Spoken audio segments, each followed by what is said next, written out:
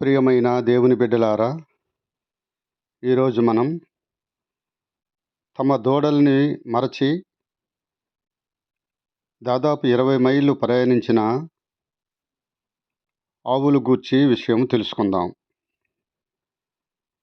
యుద్ధభూమిలో నుంచి ఇశ్రాయేలీయులు పారిపోయారు. విజయభేరి మ్రోగించి ఫిలిష్తీయులు దేవుని మందసాన్ని కైవసం చేసుకున్నారు.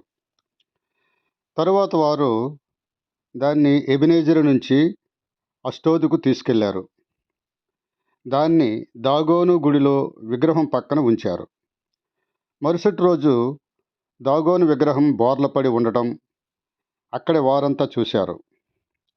ఆ మరునాడు దాగోను దేవత తల, 2 చేతులు ఖండించబడి మొండెం మాత్రమే మిగిలి ఉండడం చూశారు. 1 సమూయేలు గ్రంథము 5వ అధ్యాయము 4వ వచనంలో మనం చూడగలం. అంతేకాక యెహోవా అష్డోదు నివాసుల్ని హతమార్చాడు. వారిని గడ్డల రోగముతో కఠినముగా బాధించాడు. వారు భయాందోళన చెంది యెహోవా మందసాన్ని గాదుకు పంపారు. అక్కడ కూడా యెహోవా వారి మీద బలంగా చేయి ఎత్తాడు.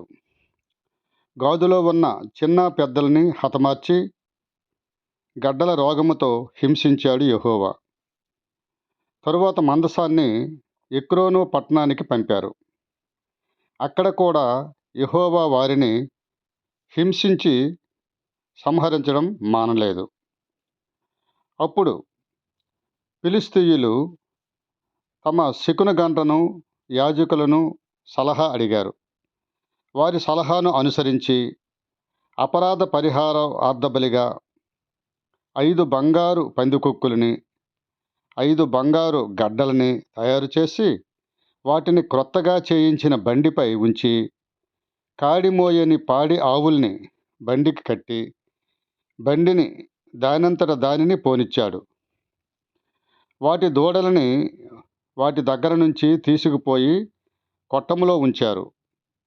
ఆవులు తమ దూడల దగ్గరికి వెళ్ళక, ఎవరి ప్రేరణ లేక వాటికంతట అవే 20 మైళ్ళు దూరము ప్రయాణించి బేత్షెమెషు అనే ఇశ్రాయేలీయుల పట్టణానికి చేరాయి. 1 సమూయేలు గ్రంథము 6వ అధ్యాయము 12వ వచనంలో చూడగలం.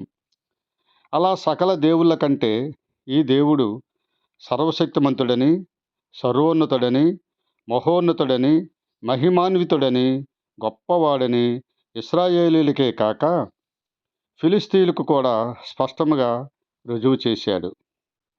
ఇదే మన దేవుని యొక్క గొప్పతనం. దేవునికి స్తోత్రం. హల్లెలూయా. దేవుడు మిమ్ము దీవించుగాక. ఆమేన్.